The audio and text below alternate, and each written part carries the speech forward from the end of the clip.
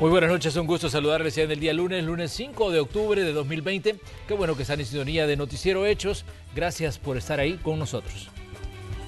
Así es, muchas gracias por estar con nosotros. En la próxima hora vamos a conocer las noticias más importantes de este día. Buenas noches, bienvenidos. Bienvenidos, qué gusto poderlos acompañar en este inicio de semana. Saludos para todos. ¿Qué les parece si iniciamos con nuestros titulares? Comenzamos. Gobierno denuncia irregularidades por al menos 120 millones de dólares en proceso de licitación para la construcción del Hospital Regional del Seguro Social en San Miguel durante las administraciones del FMLN. Crece la polémica entre órganos de Estado por el impago de salarios en la Asamblea Legislativa que ya lleva 20 días. El Ejecutivo exige detalles de la planilla de empleados, asesores y diputados para hacer el desembolso. El Salvador abrirá 4 nuevos consulados en los Estados Unidos, así lo confirmó la recién nombrada embajadora en la nación norteamericana. Considerado uno de los pulmones de San Salvador, hoy abrió sus puertas el Parque Cuscatlán. Conozca cuáles son las medidas de bioseguridad que usted deberá cumplir si planea visitarlo. En información internacional, mientras el presidente Trump abandona el hospital donde fue tratado por COVID-19, se confirma el contagio de coronavirus de la secretaria de prensa de la Casa Blanca. Ya le contamos más. Vamos con el detalle de las noticias que tenemos para esta noche de día lunes. Un nuevo caso de corrupción en un proyecto del Seguro Social que podría costar unos 120 millones de dólares, denunciaron hoy funcionarios del gobierno. ¿En qué consiste? Escuchemos a continuación. El presunto caso de corrupción está relacionado a la construcción del Hospital Regional de San Miguel del Seguro Social, una obra que pasaría de valer 54.9 millones de dólares a 120 millones de dólares, recursos provenientes de las aportaciones de empresarios y trabajadores cotizantes. Se estableció un acuerdo supranacional con la Oficina de las Naciones Unidas para Prestación de Servicios, UNOPS. Para este acuerdo se debe de tener plenos poderes y este fue suscrito sin la autorización ni del presidente de la República ni del Ministerio de Relaciones Exteriores. ¿Por qué se buscó eludir este paso? Porque con esto iban a tener todos los mecanismos para evitar ser supervisados tanto por la Corte de Cuentas como para tener mecanismos ilegales de corrupción, para malversar los fondos y poder hasta triplicar los montos que el hospital iba a costar. Un contrato que a juicio de las autoridades de gobierno tiene vicios de ilegalidad y hasta involucran a la Oficina de Naciones Unidas de Servicios para Proyectos. UNOPS, un organismo internacional de Naciones Unidas que se dedica a la administración de este tipo de contratos, estaba en perfecto conocimiento de esto y aún así accedió a que se firmara un contrato sin tener plenos poderes. Este contrato, según nuestra legislación, es nulo, es decir, no tiene ninguna validez. Tratarán de revertir el contrato. Además, lo harán de conocimiento de la Fiscalía General para su investigación oficial, un caso que vincula a 2 exdirectores del Seguro Social. Estamos frente a un acto eminentemente de corrupción del más alto nivel de este país, con una situación más trágica, que aquí estamos hablando de la salud del pueblo salvadoreño. Estamos hablando de un robo de 120 millones de dólares. Según la denuncia, en estas negociaciones hay empresas internacionales relacionadas con casos de corrupción en el pasado, aquí en El Salvador y en otros 7 países más. Con imágenes de Ricardo Tovar, un reporte de Luis Alberto López. Y este lunes continuó el problema de la recolección de la basura en San Salvador debido a la protesta que mantienen sindicalistas en la entrada del relleno sanitario de Nejapa, quienes no dejan entrar a los camiones recolectores. El gobierno pidió una solución, pero además se ofreció de mediador en el conflicto para solventar el problema. Sin embargo, las góndolas siguen esperando en las afueras del relleno sin que se les permita el ingreso. Por esta situación, el alcalde de San Salvador exigió que se permita el ingreso. Este problema inició desde la semana pasada y hasta ahora no ha tenido una solución, afectando a los capitalinos y a las personas que visitan San Salvador.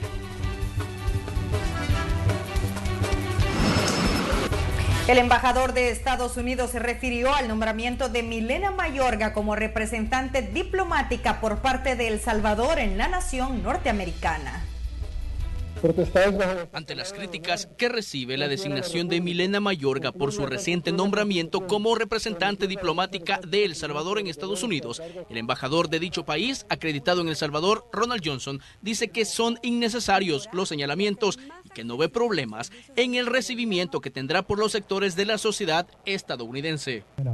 Y yo creo de que toda la lucha que se está dando y toda la controversia que se está dando en cuanto a su nombramiento es innecesario. Considero que ella va a ser recibida de una buena manera por representantes del Congreso, por representantes del gobierno del presidente, por los salvadoreños que viven en los Estados Unidos y por los estadounidenses en general. Mientras tanto, Milena Mayorga reveló que El Salvador abrirá 4 nuevos consulados en la nación norteamericana, con lo que se espera que los servicios puedan mejorar para los salvadoreños en esos lugares. 4 nuevos consulados, 2 van a estar en California, en San Bernardino en el sur y en el Valle Central en Fresno. Y 2 más, uno en Minnesota, que también es importante, porque al final creo que la diáspora en Estados Unidos está en todos lados y necesitamos acercarle el gobierno. En los próximos días, Mayorga se reunirá con Johnson para hablar sobre temas de inversión en el país. Con imágenes de Roberto Martínez, Inmar Batres, Noticiero Hechos. Y en la Asamblea Legislativa se aprobó un dictamen para que el gobierno disponga de $2.2 millones para el sector vivienda, pero este tendrá algunas condiciones. Escuchemos los detalles a continuación. Un financiamiento proveniente de la Unión Europea y del Gran Ducado de Luxemburgo por $2.246.850 recibió aprobación en la Comisión de Hacienda de la Asamblea Legislativa. Sin embargo, cada obra ejecutada deberá llevar el aval de las alcaldías respectivas. Y repito, pues las municipalidades son las que conocen de mejor forma sus territorios, dónde están las necesidades, cómo priorizar, y en el caso de estos recursos, como ya lo digo, no son muchos, son un poco más de 2 millones, para que sean utilizados de la mejor forma, que se usen los recursos de manera eficiente. No quisiera yo imaginarme que van a haber vetos cuando es un fondo de cooperación para la gente. Y lo que pasa es que ahorita la dinámica del país es de mucha confrontación y yo creo que eso no es bueno. Yo creo que hay que dejar que esos fondos lleguen a la gente. Este financiamiento se distribuirá en 2 ramas, $700.000 para un programa de infraestructura social y mejoramiento de vivienda y $1.5 millones para apoyar a familias que sufrieron estragos materiales por las recientes tormentas Amanda y Cristóbal. El partido Gana al respecto manifestó rechazo ante la aprobación del dictamen, porque a su criterio no deben involucrarse los gobiernos locales en estos proyectos. Tiene que dar el aval a la alcaldía. O sea, siempre van metiendo ese pero que al final lo que hacen es estorbar, es dejar que siempre haya un manoseo, tanto de la asamblea, de los diputados como de los alcaldes. Este dictamen pasará a la sesión plenaria de este próximo jueves para recibir aprobación por mayoría simple. Posteriormente, a la espera de la respectiva decisión sobre si será sancionada y publicada en el diario oficial o vetada por el Ejecutivo. Imágenes y reporte de Néstor Hernández, Noticiero Hechos. El presidente de la Asamblea Legislativa sostiene que son casi 20 días de retraso en el pago del salario a empleados en ese órgano de Estado. A seguir, que el gobierno sí cuenta con el dinero para hacer el desembolso. Funcionarios del Ejecutivo han reaccionado al respecto. Conozcamos. Esto ya es un capricho, esto ya no es una situación de falta de ingresos. Lo primero que hay que dejar claro es que el gobierno no ejecuta sus políticas con capricho, las ejecuta con prioridad. Continúa la discusión entre el órgano legislativo y el ejecutivo por el impago de los salarios a más de 2.200 empleados de la Asamblea Legislativa, que de acuerdo con el presidente del Congreso, Mario Ponce, son casi 20 días de atraso y sostiene que el gobierno cuenta con los fondos para hacer el pago. El país recibe ingresos todos los días por el equivalente, en días normales, de lunes a viernes, por el equivalente a $10 millones promedio. Entonces no es problema de ingreso, esta es una situación de capricho, ya es una posición personal digamos, que por supuesto debe estar avalada por alguien en particular. En todos los países del mundo, y El Salvador no escapa a eso, ha habido impactos en la recaudación. Ya nosotros proyectábamos alrededor, al final del año, de menos 900 o un poco más de millones no recaudados. En ese sentido se establecen prioridades. La comisionada presidencial sostiene que ya tienen los fondos para el pago de los trabajadores y proveedores. Sin embargo, esperan se les brinden detalles de las planillas de empleados, asesores y diputados para hacer efectivo el desembolso. Sin embargo, al parecer, pues el órgano legislativo todavía está renuente a esa situación. Sin embargo, yo le quiero decir a los trabajadores de la Asamblea Legislativa que el recurso para poderles pagar su salario ya está en caja fiscal y que lo que estamos esperando es la separación de las planillas. Yo no estoy facultado para divulgar información y enviarle información precisa en ese caso en particular al ministro de Hacienda. Por lo tanto, no voy a caer tampoco en una situación en la que yo venga y cometa una ilegalidad. Las transferencias que debe hacer el ministro de Hacienda hacia el órgano legislativo debe ser en su totalidad, no de forma parcial, porque eso no lo ordena la ley de presupuesto. Debido al atraso en el pago de los salarios, la Fiscalía General de la República inició un proceso de investigación después que la directiva de la Asamblea presentara un aviso. Con imágenes e informe de Marcela Rivera. Vamos a ir a una pausa comercial y cuando regresemos vamos a revisar las estadísticas de casos de COVID-19 y también les vamos a contar, hoy abrió sus puertas el Parque Cuscatlán. Volvemos.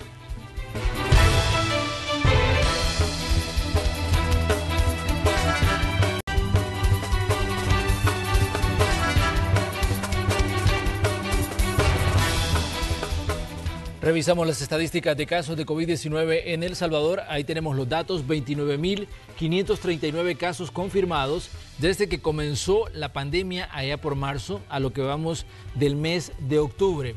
De este total, de los 29.000, 24.406 son personas que ya se recuperaron de la enfermedad, es decir, personas que han recuperado su salud luego de enfrentar al coronavirus. La cifra de muertos en El Salvador también continúa creciendo. 865 son los casos que tiene el Sistema Nacional de Salud. Estas son personas que murieron y que efectivamente se les hizo una prueba de COVID-19 y se confirmó que estaban contagiadas de la enfermedad. Los casos activos actualmente, personas que están recibiendo atención médica, 4.268. El número de casos sospechosos, es decir, personas que han tenido contactos con enfermos, personas que han estado fuera del país, es 2.318 según los datos que maneja esta página del Ministerio de Salud. Hoy amanecimos con 89 casos más y el número de personas recuperadas 110, las personas fallecidas 2. Estos son datos de las últimas horas. Esta información la actualizan siempre durante la noche y es ahí donde se da la variación en cada uno de los números que hemos leído esta noche. De martes a domingo, con un horario de 5 de la mañana a 6 de la tarde, estará abierto el Parque Cuscatlán, luego de permanecer cerrado durante varios meses por la pandemia. Ernesto Cornejo nos tiene los detalles en la siguiente nota. Ustedes vienen juntos, ustedes pueden estar juntos. También van a encontrar círculos en los decks y en la grama por donde ustedes pueden... El uso obligatorio de mascarilla, la toma de temperatura, lavarse las manos con agua y jabón y aplicarse alcohol gel son uno de los principales requisitos para ingresar al Parque Cuscatlán en San Salvador. Este lugar abre nuevamente sus instalaciones al público, luego de permanecer cerrado por casi 7 meses a causa de la pandemia del COVID-19. Bien organizado, pues. La palabra que voy a decir, bien organizado, y a mí me gusta cómo está aquí. Estresado en la casa, encerrado, y sin hacer nada, por lo menos aquí uno sale a distraerse. Hay quienes ya aprovecharon la reapertura de este lugar para pasar un momento de sano esparcimiento con su familia. Otros, por su parte, regresaron para ejercitarse. Mucho para venir a hacer ejercicio, para venir a correr y todo, porque en la mañana siempre me gusta venir a correr. El alcalde de San Salvador reiteró que este lugar será seguro, limpio y verde, para que la población pueda sentirse a gusto y así evitar un posible contagio del COVID-19. Sumamente complacidos de ver ese Parque Cuscatlán dándole la bienvenida nuevamente a las risas, a los momentos de calidad y al bienestar físico y mental. Los espacios públicos, los espacios de esparcimiento y de convivencia son claves para la recuperación que necesita nuestra ciudad y nuestra sociedad. No solo se trata de recuperarnos de la situación de salud en medio de la pandemia, no solo se trata de la recuperación económica, sino muy especialmente se trata de la recuperación anímica y emocional de nuestra gente. El parque estará abierto de martes a domingo de 5 de la mañana a 6 de la tarde y estarán habilitadas únicamente 2 entradas, una sobre la 6ª Avenida y 10ª Calle Poniente, al lado del Museo Tinmarín, y la otra entrada sobre la 25 Avenida Sur. Con imágenes de Roberto Martínez, este es un informe para Noticiero Hechos, de Ernesto Cornejo. Como usted sabe, el tráfico tiende a complicarse en varios puntos de Santa Tecla a ciertas horas, por lo que la alcaldía decidió darle una solución a quienes a diario se desplazan por ese municipio, lanzando la unidad de gestores de tráfico que se va a mantener activa de lunes a viernes en puntos estratégicos, ayudando a que las principales calles se mantengan con tráfico fluido. Una unidad que inicia con 15 elementos que estarán ligados al cuerpo de agentes municipales de Santa Tecla. Nuestros gestores permitirán mejorar la fluidez vehicular, guiando a los automovilistas y ordenando la carga automovilística, especialmente en horas y puntos donde se producen mayores embotellamientos. Los gestores de tráfico estarán integrados a Escudo Tecla, ya que el sistema de videovigilancia, al detectar congestionamiento vehicular en alguna zona, pues buscará orientarlos para que puedan desplazarse, además de los puntos críticos que ya mencioné, a estos lugares donde se encuentran embotellamientos, a fin de poder facilitar la transitabilidad de todo lo que se conducen por Santa Tecla.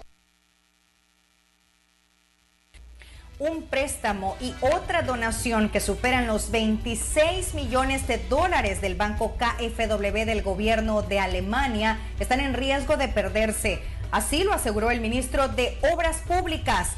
Estos fondos están destinados para trabajos de mitigación.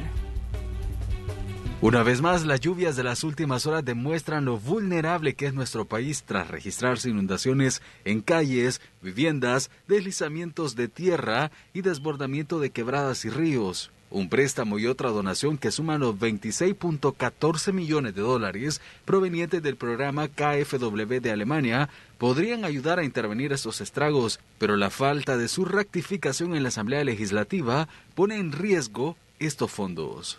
Todavía no hemos tenido respuesta por parte de los diputados de la Asamblea Legislativa. El 1 de octubre, el gobierno de Alemania envió una nota en la cual nos está pidiendo que se hagan las modificaciones respectivas. ¿Por qué? Porque ellos han dado este financiamiento y donación en diferentes años anteriores a diferentes instituciones y esta vez les parece extraño que la ratificación se haya dado de esta manera, con ciertos requisitos y condiciones. Ellos lo que están pidiendo es que se hagan las modificaciones tal cual se aprobaron en el contrato de préstamo. El titular del Ministerio de Obras Públicas, Romeo Rodríguez, informó que en julio de este año los legisladores aprobaron el contrato, pero ratificaron lo contrario, por eso el gobierno alemán no puede entregar los fondos. En diciembre del año pasado se aprobó y se firmó un contrato de préstamo por parte del Ministerio de Hacienda y por parte del gobierno de Alemania. Y este se ratificó hasta en julio de este año, pero lo que pasó es que se aprobó una cosa en el contrato y se ratifica lo contrario. Y eso ha generado inconvenientes que el gobierno de Alemania no puede destinar los recursos, entonces no podemos tampoco comenzar a ejecutar las obras ni pedir asignación presupuestaria. Por otra parte, lamentó que el fin de semana la ciudad de San Miguel se inundara cuando se firmó un contrato con las autoridades municipales para el mantenimiento del sistema de drenaje acordado en 2017. Ahora el caso está en manos de la Fiscalía. Dieron los 4 millones de dólares y la alcaldía de San Miguel tenía como contrapartida 1.5 millones de dólares. Lo que nos parece extraño a nosotros, uno es por qué no se han hecho las obras y dos, ¿dónde están ese dinero? Es decir, si no se han hecho las obras, ¿qué hicieron con el dinero? En total, las autoridades del Ministerio de Obras Públicas contabilizan 22 derrumbes en diferentes puntos de las carreteras al Puerto de la Libertad, Litoral y Panamericana. Además, la formación de 6 cárcavas que ya están siendo intervenidas. Nelson Quinteros, Noticiero Hechos. El alcalde de San Miguel respondió a los cuestionamientos sobre las obras de mitigación para prevenir las inundaciones, como las registradas el fin de semana. Según Miguel Pereira, en el convenio firmado le corresponde al Fovial y no a la alcaldía el mantenimiento del drenaje de la Alameda Roosevelt. En las actividades a desarrollar se tiene como responsabilidad para el Fovial excavación y relleno de la vía, recompactación de la subrazaste, construcción de base estabilizada, colocación de carpeta asfáltica, mantenimiento, óigase bien, y rehabilitación del drenaje de agua lluvias. Ministro de Obras Públicas, ¿a quién le compete el drenaje de la avenida Roosevelt? ¿A la alcaldía o a Fovial? Le compete a Fovial, por si no se ha enterado, señor ministro. Y la Asociación Salvadoreña de Industriales presentó un análisis sobre el impacto que ha generado la pandemia del COVID-19 en el sector energético. Conozcamos más en el siguiente informe. Los bajos niveles en actividad económica que ha sufrido el país y el mundo a causa de la pandemia del COVID-19 han generado un impacto negativo en el sector energético. Con una caída del 25% en la demanda de energía eléctrica, este sector experimentó un retroceso de 4 años. El momento en donde hubo menor consumo de energía, hablábamos de que se llegó a ese porcentaje que usted mencionaba, y poco a poco esto ha venido fluctuando en la medida que van activándose las diferentes industrias en el país. Y de una u otra forma, nosotros como distribuidores debemos estar atentos a garantizar que no se generen impactos en la calidad del servicio, que es lo que ha pasado en el mundo. La apuesta es recuperar el aumento de la capacidad en la generación de energía renovable generada en 2019 y poder superar las pérdidas que dejó el confinamiento. Algo que ha incrementado fuertemente en los últimos años, más de 200 megavatios, ha sido energía fotovoltaica, ¿verdad? Entonces, a través de proyectos contratados en libre concurrencia y también proyectos desarrollados por desarrolladores privados. La ASI llevará a cabo la 7ª edición del Congreso Regional de Energía, con el que se busca motivar al sector productivo a optimizar los recursos energéticos con las nuevas tecnologías. Y vamos a contar con la participación de instituciones internacionales pues de alto nivel, la IRENA, que es la entidad internacional que reúne a todos los países relacionados con energías renovables, la OLADE, la Organización Latinoamericana de Energía. El COREN 2020 se llevará a cabo del 13 al 15 de octubre y se realizará un análisis de los desafíos y estrategias de las empresas generadoras de energía para buscar la recuperación del sector. Con imágenes de Ever Ábalos, Carla Goches, Noticiero Hechos. El nuevo presidente de ANDA dice que dará prioridad a varios temas dentro de su gestión, aunque no da detalles de la inversión que se pretende hacer. Sostiene que aún está por conocer de estos temas. Las prioridades para esta administración son las siguientes: abastecimiento, saneamiento, calidad, eficiencia energética y servicio al cliente. Todo eso bajo un eje transversal de calidad, no solo en el servicio, en calidad, en saneamiento, pero un eje transversal en toda la institución. Inversión, yo no me quisiera casar con un número porque tengo que estudiarlo. Tengo que estudiarlo y no quiero aventurarme a decir un número sin tener el sustento y el respaldo técnico. Vamos a hacer una breve pausa comercial, no nos cambie que ya regresamos.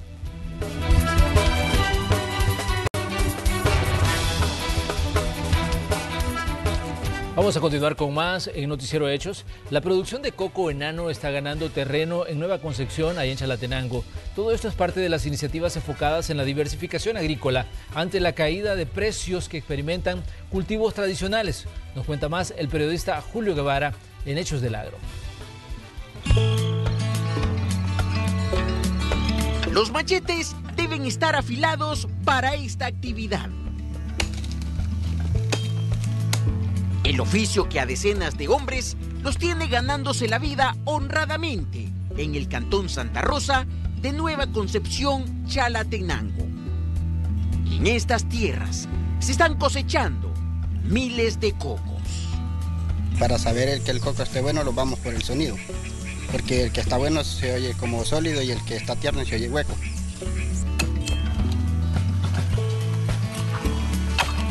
Es la apuesta de un hombre visionario, un agricultor que por años solo pensó en cultivos tradicionales, pero la vida lo hizo comprender que la diversificación es necesaria para superarse en la agricultura.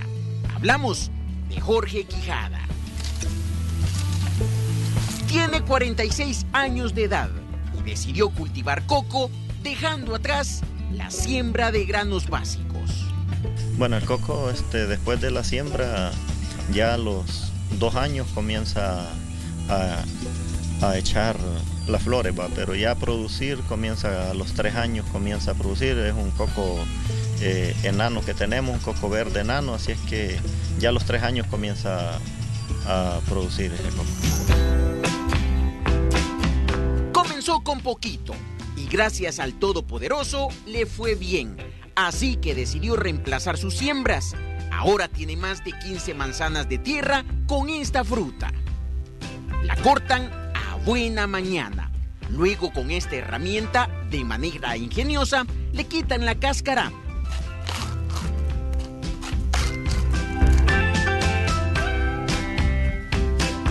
Y posteriormente se traslada bajo techo, porque el mismo grupo de trabajadores se encarga de limpiarlos detenidamente con cuchillos. ¿Es delicado este trabajo? Sí, es bastante delicado porque si no lo rompes, si no tienes cuidado, porque tienen bastante filo los cuchillos. ¿Le costó aprender?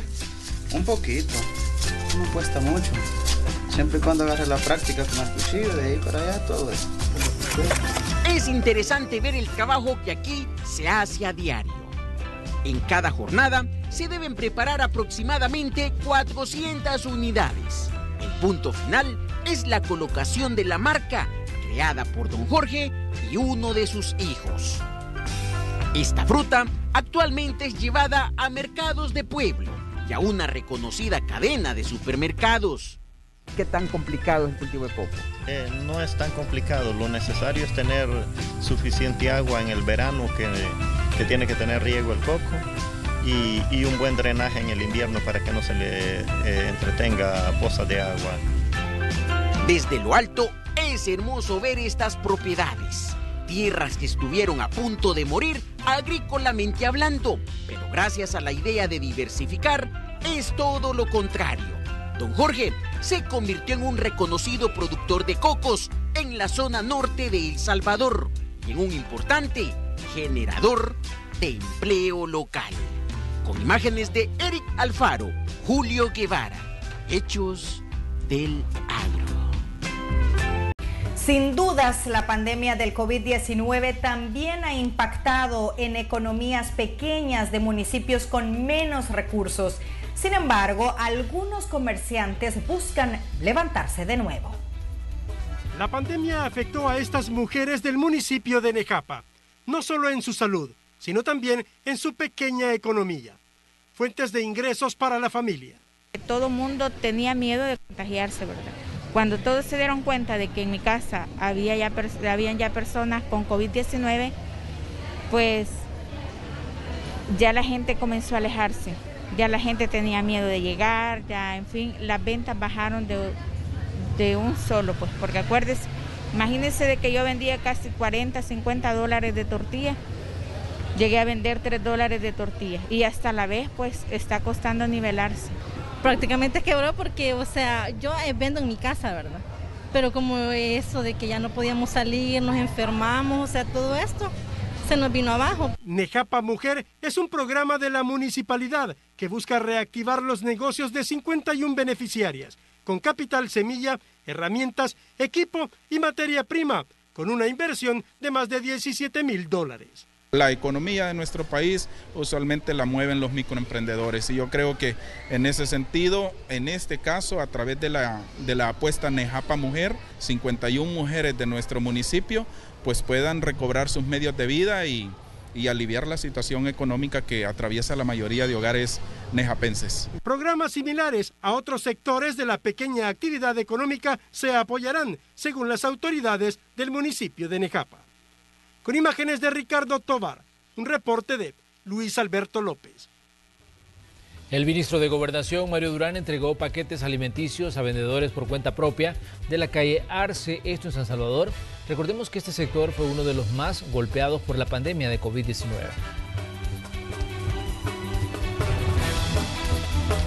Y hoy se entregaron 460 paquetes alimenticios a las familias de los estudiantes inscritos en el Centro Escolar Hacienda Florencia de Nuevo Cuscatlán.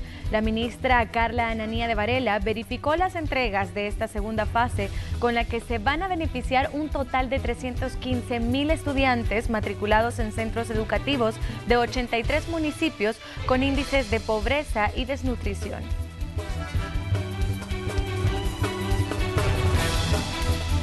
Y a esta hora tenemos que hacer una pequeña pausa comercial, pero ya regresamos con más información.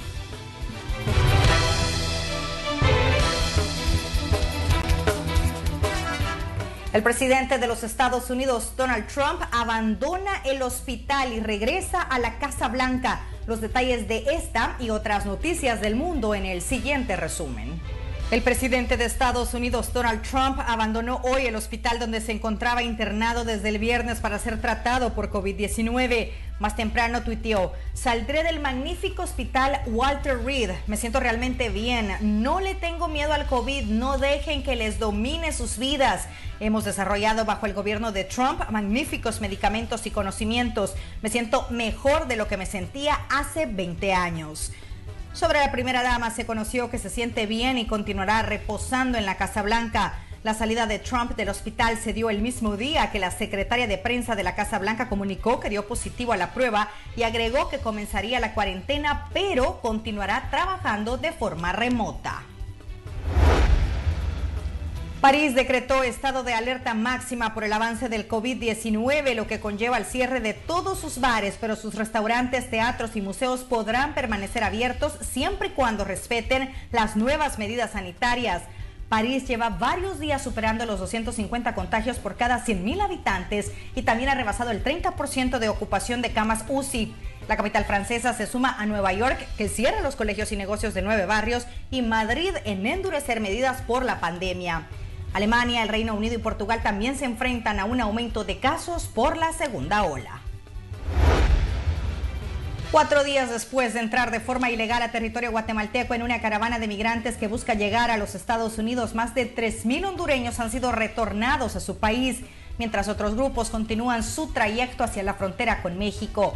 El gobierno de Guatemala pidió a Honduras que tome acciones para evitar más caravanas, mientras el gobierno mexicano ha tomado las acciones correspondientes en la frontera sur para impedir la entrada de la caravana a su territorio.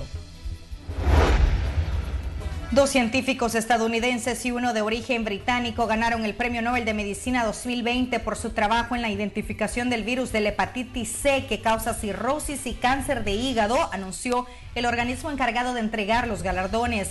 El descubrimiento del virus de la hepatitis C reveló la causa de los casos restantes de hepatitis crónica y posibilitó análisis de sangre y nuevos medicamentos que han salvado millones de vidas, dijeron. Los galardonados son los científicos Harvey Alter, Michael Hudon y Charles Rice.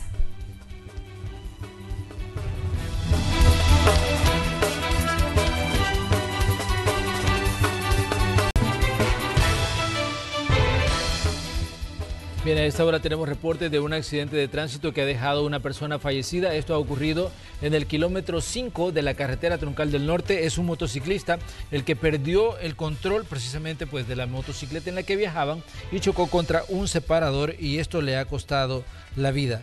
Esto ha ocurrido en el carril que conduce de San Salvador hacia Popa en la carretera Troncal del Norte. Ahí estas son las imágenes captadas por los equipos de Noticiero Hechos. Repetimos, una persona fallecida en el kilómetro 5 de la carretera Troncal del Norte. Un motociclista que chocó contra un separador. Dale vuelta si querés. Muchas gracias por habernos acompañado, por haber iniciado su semana con nosotros. Que pase una feliz noche. Hasta mañana. Así es, nos despedimos, les deseamos que tengan una placentera noche. Que descansen.